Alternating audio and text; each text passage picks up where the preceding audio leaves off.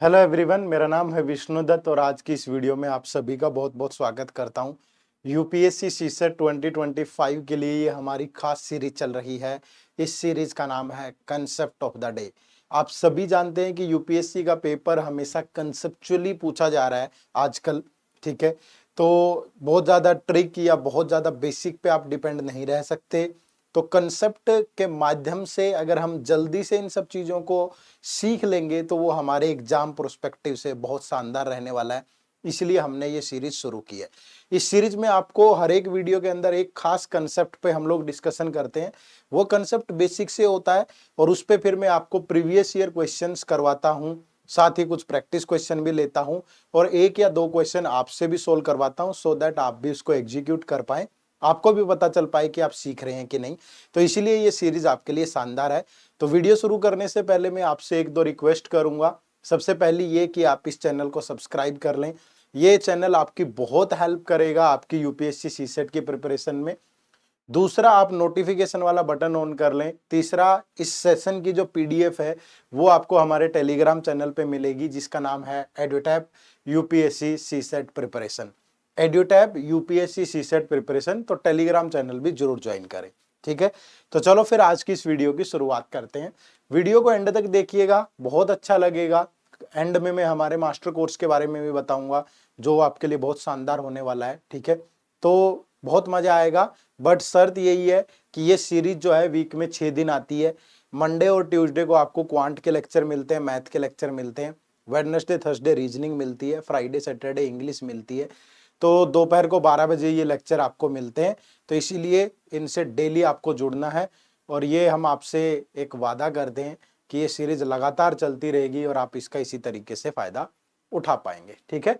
चलो, तो आज की जो वीडियो में हम कंसेप्ट डिस्कस करेंगे that is related two numbers, ठीक है। कुछ नंबर होते हैं जिनके बारे में खास नॉलेज आपके पास होनी चाहिए।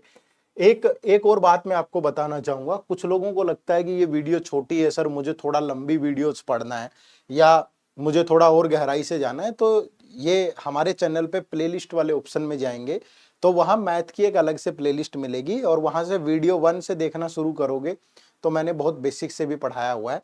लेकिन अब लोग चाहते हैं कि सर थोड़ा कंसेप्चुअली हो जाए, वो भी कंसेप्चुअली है, वो थोड़ा लंबी वीडियोज है, ये छोटी वीडियोज है।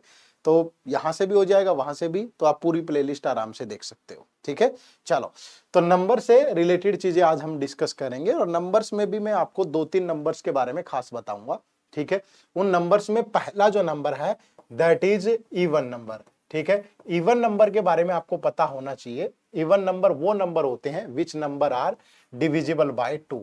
जो नंबर 2 से भाग हो जाए वो नंबर इवन नंबर होते हैं, ठीक है।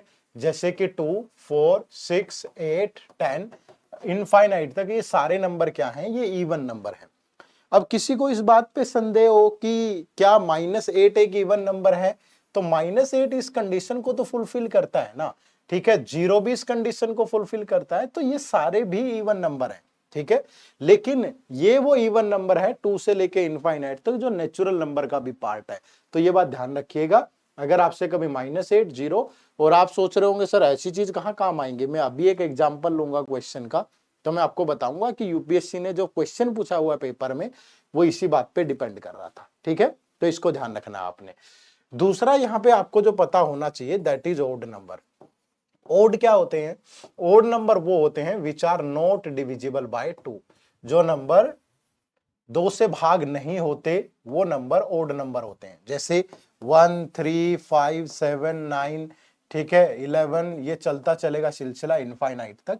तो these are the odd numbers. कोई पूछे कि -5 क्या ओड नंबर है? बिल्कुल है भाई। कोई कहे कि -11 क्या ओड नंबर है? बिल्कुल है भाई, ठीक है। तो जो नंबर 2 से भाग होते हैं, 2 से डिवाइड होते हैं, वो इवन है, जो नहीं होते वो ओड है। उसके बाद जो दूसरे दो नंबर आपको पता होना चाहिए उनके अंदर, सॉरी थर्ड नंबर पे एक है प्राइम नंबर, ठीक है।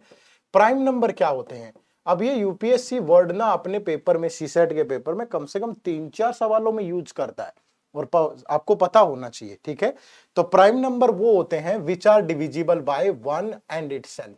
जो नंबर या तो खुद से भाग होते हैं या 1 से भाग होते हैं, those are the prime number. जैसे सबसे छोटा प्राइम नंबर 2 होता है, फिर 3 होता है, फिर 5 होता है, 7 होता है, 11 होता है, 13 होता है, 17 होता है, 19 होता है, और ये सीरीज चलती रहेगी इनफाइनाइट तक। ठीक है, तो these are the prime number. बहुत बार कोई बड़ा सा नंबर मिल जाएगा और इस बात में फंस जाना है हमने कि ये नंबर प्राइम है, कैसे चेक करें, है ना। तो मैं उसके लिए बताता हूं। जैसे मुझे ये चेक करना है कि 19 एक प्राइम नंबर है कि नहीं। ठीक है, तो 19 के आसपास स्क्वायर चेक कर लो कि कोई परफेक्ट स्क्वायर क्या होता है। ठीक है, 19 के आसपास कोई परफेक्ट स्क्वायर चेक कर लो। अब 19 के आसपास 16 भी होता है, 25 भी होता है, आपकी मर्जी है। ठीक है, आप ये बड़े वाला नंबर ले लो, सारी संख्याएं मिट जाएगी। आप देखो कि 25 किसका स्क्वायर होता है, 5 का स्क्वायर होता है। तो 5 का स्क्वायर 25 होता है, तो 5 तक के नंबर ले लो, 2, 3, 4, 5।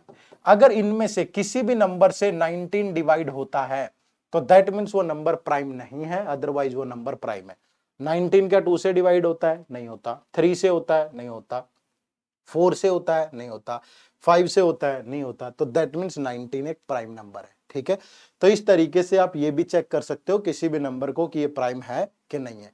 आपको चेक करना है कि 113 क्या एक प्राइम नंबर है, तो 113 के आसपास परफेक्ट स्क्वायर 121 होता है, जो कि 11 का स्क्वायर होता है। ठीक है, तो आप चेक कर लो, अगर 113 2 3 4 5 6 7 8 9 10 11 अगर इनमें से किसी से भी डिवाइड होता है, ये नंबर अगर इनमें से किसी से भी डिवाइड होता है तो फिर वो प्राइम नंबर नहीं है, अदरवाइज वो एक प्राइम नंबर है। ठीक है, और यूपीएससी ने ये सवाल पूछा भी हुआ है सीधा सीधा कि इनमें से बताइए कौन सा ग्रुप डिफरेंट है बाकी सबसे, और उस ग्रुप के अंदर सारे नंबर प्राइम, सॉरी एक नंबर को छोड़ के बाकी सारे नंबर प्राइम थे। तो ये छोटी छोटी बातें बड़े काम आएंगी, इनको ध्यान रखिएगा तो आपको पता हो कि प्राइम नंबर होता क्या है और किसी प्राइम नंबर को कैसे चेक करते हैं कि वो प्राइम होता है। ठीक है, चलो, और ये एग्जांपल मैंने जो पहले वाली वीडियो है उसमें दे रखे हैं, मैं बार बार रिपीट नहीं करना चाहता। एक प्लेलिस्ट में जो लेक्चर अवेलेबल है मैं वो सवाल भी बहुत कम रिपीट करूंगा, बहुत कम, कोई पीवाईक्यू रिपीट कर दूंगा, अदरवाइज नहीं करूंगा, ताकि जिन लोगों ने पहले वो प्लेलिस्ट देख रखी है उनको नया मिले ना यार। ठीक है, मेहनत करना मेरा काम है और उसे अप्रिशिएट करना आपका, हमेशा अप्रिशिएट करना। ठीक है, अप्रिशिएट सिर्फ और सिर्फ एक ही माध्यम से है, आपकी अप्रिसिएशन मुझ तक पहुंचेगी कमेंट के माध्यम से। इसलिए मैं बार बार बोलता हूं हर एक वीडियो पे आपको कमेंट जरूर करना है। ठीक है, चले, तो अब इसके बाद यहाँ पे एक नंबर के बारे में और जानना जरूरी है, तो मैं वो नंबर यहाँ पे आपको बता देता हूं। जो नेक्स्ट नंबर है जो आपके लिए जानना जरूरी है, दैट इज कंपोजिट नंबर। ठीक है, कौन सा नंबर? Composite number. ठीक है, ये कंपोजिट नंबर क्या होता है? कंपोजिट नंबर वो होता है जिसके मोर देन 2 फैक्टर हों। ऐसे नंबर जिनके मोर देन 2 फैक्टर हों, ऐसे नंबर क्या होते हैं? कंपोजिट नंबर होते हैं। जैसे सबसे छोटा कंपोजिट नंबर 4 है, 6 है, 8 है, 9 है, 10 है, 12 है, 14 है, 15 है, ये सारे के सारे कंपोजिट नंबर है। ठीक है, यानी जो 1 से और खुद से डिवाइड हो, एक और खुद से डिवाइड हो वो प्राइम है, और जो 1 और खुद के अलावा भी किसी नंबर से डिवाइड हो वो क्या होते हैं? कंपोजिट नंबर होते हैं। ठीक है, तो ये चीज आपको पता होनी चाहिए थी। अब आप सोच रहे होंगे सर आपने ये सब क्यों बताया? इसलिए बताया क्योंकि यूपीएससी ने सवाल पूछा है। तो हम 2023 और 2024 दोनों क्वेश्चन ले रहे हैं और देखते हैं कि इनमें से कौन सा सही रहेगा। ठीक है, तो मैं थोड़ी सी माफी चाहूंगा, क्वेश्चन छुप रहा है थोड़ा सा, तो मैं एक बार ठीक कर देता हूं चीजों को। ठीक है, ताकि आपको क्वेश्चन दिख पाए। ठीक है, तो थोड़ा सा हम ट्राई करेंगे कि क्वेश्चन आपको दिख जाए। ठीक है, बट ये जूम हो गया है ज्यादा। ठीक है, तो ज्यादा जूम के चक्कर में दिख नहीं पाएगा। चलो फिर भी कोशिश कर लेते हैं, अगर दिखे तो अच्छी बात है, ना दिखे तो हम क्वेश्चन को ही नीचे कर देंगे भाई, है ना। क्वेश्चन को ही थोड़ा सा नीचे कर लेते हैं, 1 सेकंड का टाइम दीजिएगा मुझे। ठीक है, हम क्वेश्चन को थोड़ा सा नीचे कर लेते हैं। ठीक है, ताकि आपको सही से दिख पाए।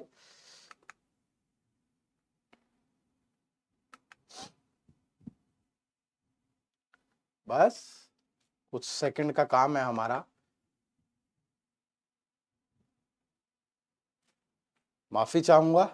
ठीक है, पर क्या करें, चीजें कई बार हो जाती हैं आगे पीछे, टेक्निकली मेरा मामला थोड़ा ठीक ठाक ही है। ठीक है, पर ऐसा मत सोचो ना कि सर को पता नहीं होगा, सब मालूम है। पर मुझे लगा कि लेजीनेस है थोड़ी, कि शुरू करने से पहले चेक कर लेना चाहिए था, नहीं किया, उसके लिए माफ करिएगा। ठीक है, तो ऐसे सवाल आपसे पेपर में पूछे जाते हैं। तो पहला सवाल जो यूपीएससी सीसेट 2023 में, ऐसे बहुत सारे क्वेश्चन है जो मैं लगातार आपको करवाता रहूंगा कंसेप्ट के माध्यम से, मैं मिक्स नहीं करना चाहता एक एक कंसेप्ट पे। देखो क्या है, consider the following in respect of prime number P and composite number C. P एक प्राइम नंबर है और सी एक कंपोजिट नंबर है। मैंने अभी आपको बताया कि प्राइम और कंपोजिट क्या होते हैं। ठीक है, दूसरा यहां पे लिखा है P plus C P minus C can be even, 2p plus C can be odd. ये मामला बड़ा संजीदा है। कैन और डेफिनेट में मतलब समझना शुरू करिए। कैन का मतलब होता है कि आप अपनी तरफ से कोई भी वैल्यू पुट करके उसे प्रूव कर दें तो वो सही माना जाएगा। डेफिनेट का मतलब होता है कि आप सारी वैल्यू पुट करके हमेशा रिजल्ट एक ही आना चाहिए। ठीक है, यहां पे आप वैल्यू पुट करेंगे लेकिन 10 रिजल्ट आपके अकॉर्डिंग नहीं आ रहे और एक रिजल्ट आ गया इनके अकॉर्डिंग, तो वो सही माना जाएगा। कैन का मतलब होता है पॉसिबिलिटी, और डेफिनेट का मतलब होता है जितनी वैल्यू पुट करोगे हर बार आंसर आपको वही मिलना चाहिए। ठीक है, तो वो सही होगा। अब यहां कैन वर्ड लिखा है तो आप कुछ भी वैल्यू पुट कर सकते हो। अब पी की वैल्यू क्या हो सकती है, 2 3 4 सॉरी 5 7 11 13, कुछ भी वैल्यू पुट कर लीजिए, ये प्राइम नंबर है सारे। और कंपोजिट नंबर क्या है, 4 है, 6 है, 8 है, 9 है, 10 है, these are the composite numbers. ठीक है, तो अब आप पहला ऑप्शन जब चेक करते हो कि p plus C p minus C can be even, तो अगर मैं p की वैल्यू 6 पुट कर दूं और 2 पुट कर दूं, p की वैल्यू 2 पुट कर दूं और c की वैल्यू 6 पुट कर दूं अपनी मर्जी से, आपके मन में ये क्वेश्चन भी आ सकता है कि सर हमें कैसे पता चलेगा, प्रैक्टिस से ना भाई, मैं बता रहा हूं ना, तभी तो पता चलेगा ना। ठीक है, तो ये ध्यान रखिएगा। तो यहां पे अगर आप पुट करते हैं p प्लस सी और p माइनस सी, अब आप देखो यहां पे बच्चे क्या हुआ, 2 प्लस 6 और नीचे आ गया 2 माइनस 6, तो ऊपर आ गया 8 और नीचे आ गया माइनस का 4, तो यहां से हमें माइनस का 2 मिला।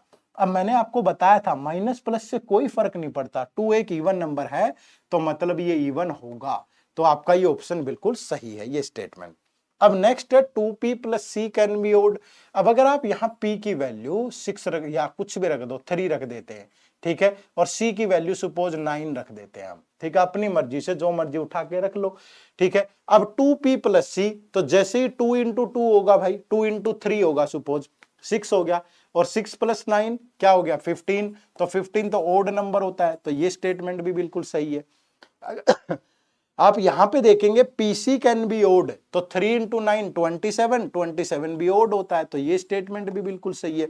तो यहां सारी की सारी स्टेटमेंट बिल्कुल सही है, that is why answer is option number D. इस बात को आपको समझना होगा। तो दो डाउट यहां पे, पहली चीज तो क्या, अगर आपको नॉलेज होगी प्राइम कंपोजिट क्या होते हैं आप कर पाएंगे। दूसरा, आपको कैसे पता चलेगा, यही वैल्यू पुट करनी है, वो प्रैक्टिस से पता चलेगा, मैं बता रहा हूं, आप भी सोचिए, दिमाग पे जोर डालिए। ठीक है, तीसरी चीज आप यहां से ध्यान रखिए कि कैन और डेफिनेट में फर्क मालूम हो। कैन का मतलब होता है आप कोई भी वैल्यू अपनी मर्जी से पुट कर सकते हो, डेफिनेट में भी कर सकते हो, लेकिन डेफिनेट में हर बार रिजल्ट सेम आना जरूरी है। अब यहां पे नहीं आएगा, सपोज आप कुछ भी वैल्यू पुट कर लो दूसरी, हो सकता है कि ये इवन ना आए, लेकिन एक केस में तो आ गया ना, तो कैन का मतलब होता है चाहे एक केस में भी आ जाए। ठीक है, चलो इसके बाद दूसरा सवाल यूपीएससी सीसेट 2024 का है। अब देखो क्या कर रहा है यूपीएससी, हर साल लेवल बढ़ा देता है, क्वेश्चन पूछने का तरीका चेंज कर देता है। इस बार उसने कैसे पूछा देखो, consider the following statement in respect of the sum S.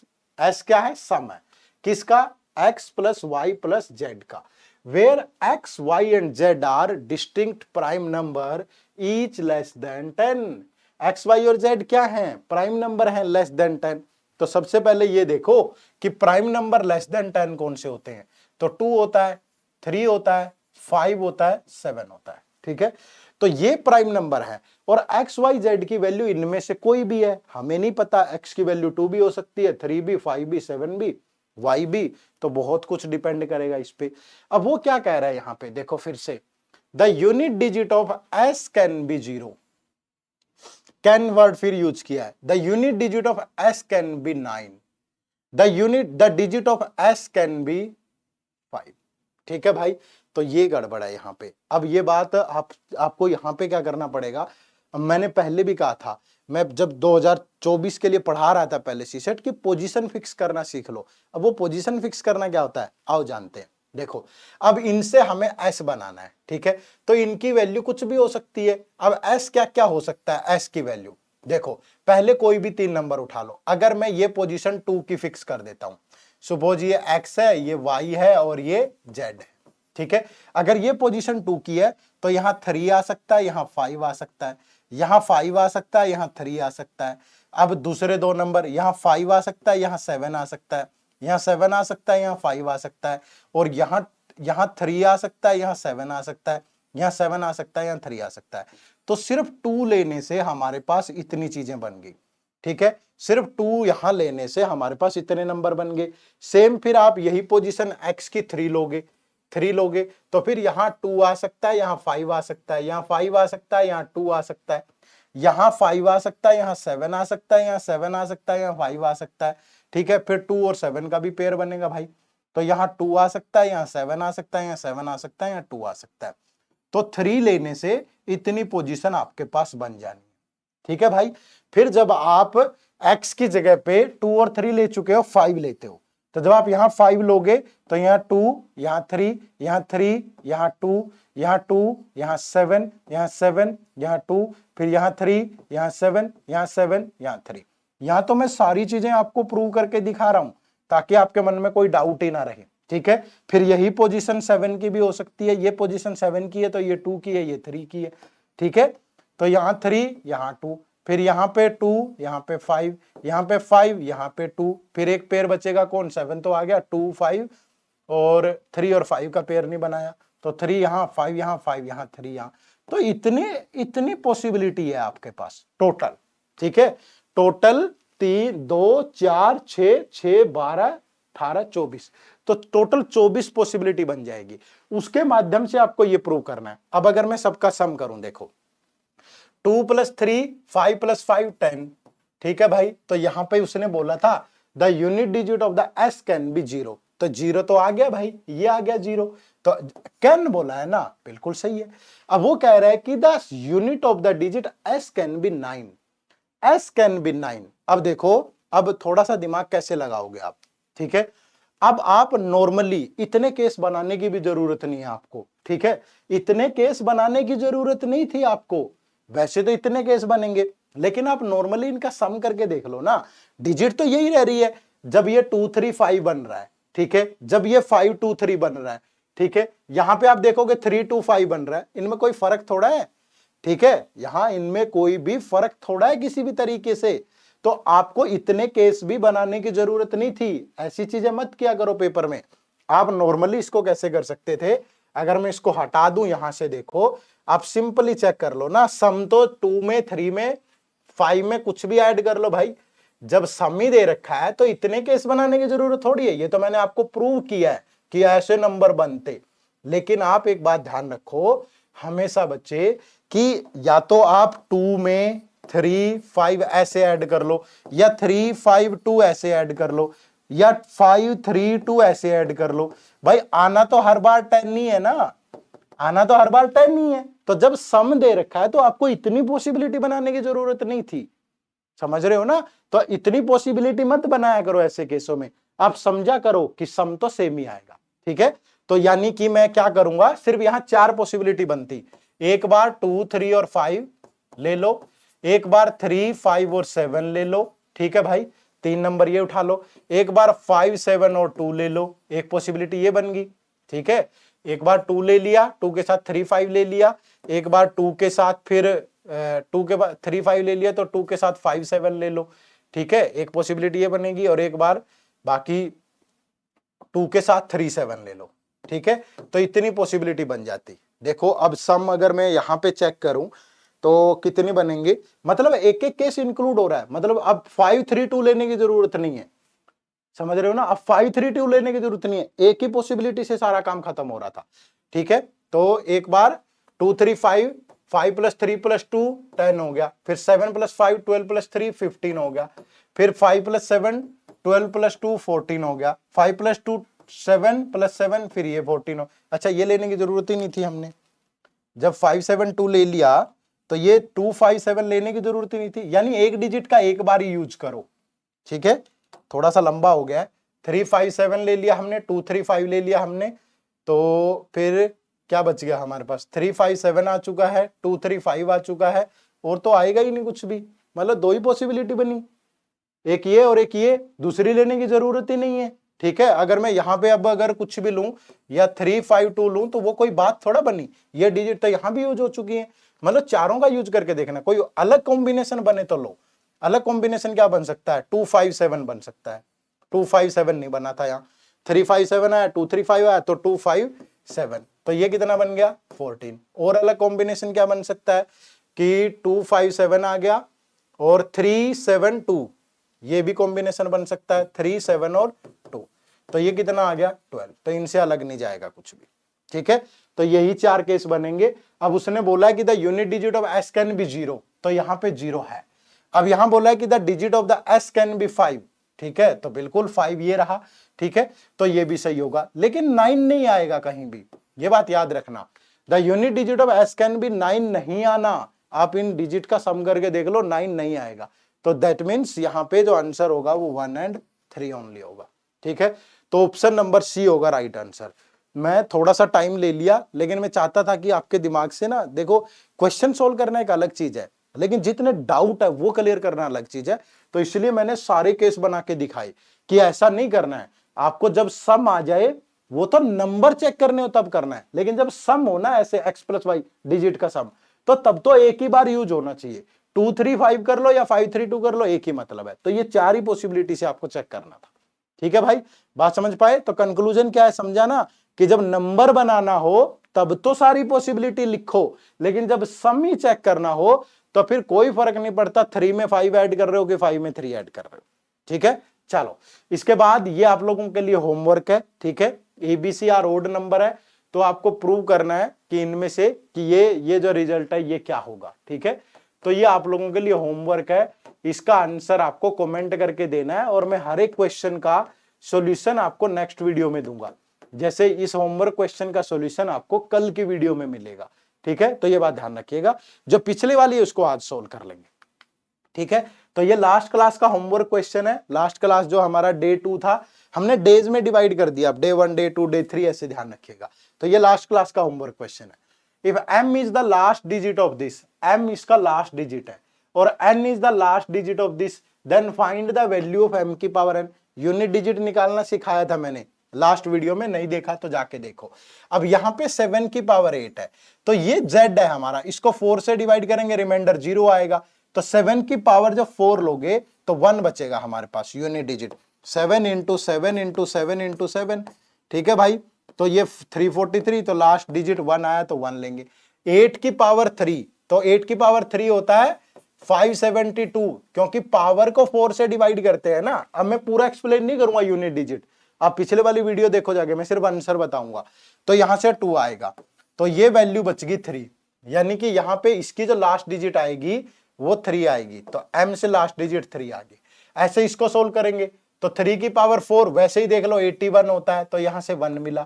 4 की पावर 3 64 होता है, तो यहां से 4 मिला। तो 1 + 4 कितना हो गया? 5।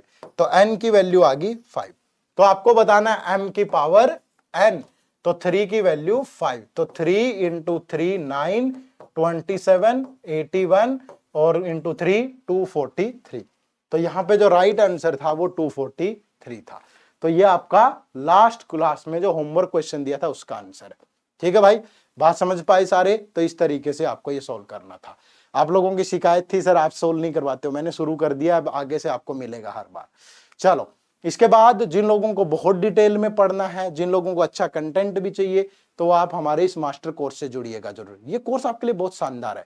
इसमें हम आपको सिर्फ 100 घंटे की क्लास दे रहे हैं, जिसमें मैथ, रीजनिंग और इंग्लिश का कंप्लीट सिलेबस है।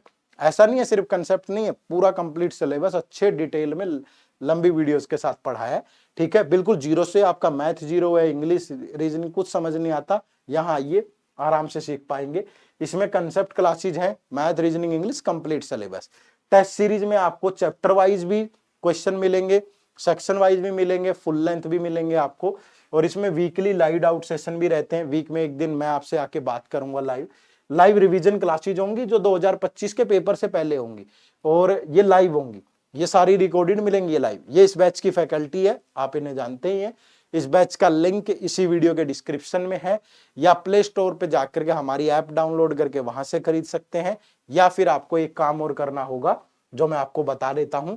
आपको क्या करना है कि आप सिंपली अगर गूगल पे टाइप करते हैं edutap.co.in, edutap.co.in, तो आपको जाना है यहाँ कोर्सेज पे।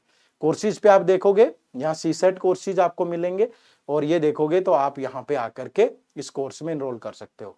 इस कोर्स की वैलिडिटी 31 दिसंबर 2025 है, सब डिटेल है, और इस पे आपको 70% का डिस्काउंट भी मिल रहा है, आप इसमें एनरोल कर सकते हो। ठीक है, इसके अलावा आप हमारा फ्री मटेरियल भी पढ़ सकते हो यहाँ पे। जैसे ब्लॉग्स वगैरह में आप जाते हो तो आपको ब्लॉग्स में भी आप यहाँ कैटेगरी चूज कर लें, यूपीएससी सीसेट, कोई भी डाउट है, ठीक है, तो सब कुछ, क्या मार्किंग स्कीम है, किसका क्या सिलेबस है, ये सारी चीजें आप पढ़ सकते हो। क्या ये पेपर है, ठीक है, जैसे आपको इसी के बारे में पढ़ना है तो आपको कंप्लीट डिटेल मिलेगी।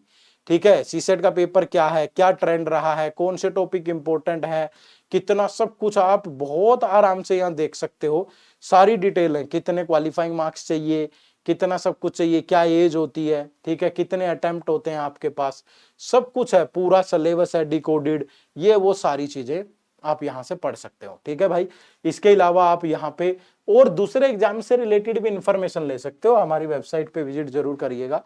जैसे यहाँ पे किसी एग्जाम की इंफॉर्मेशन चाहिए आपको, जो profile, strategy, success story courses, सब कुछ है।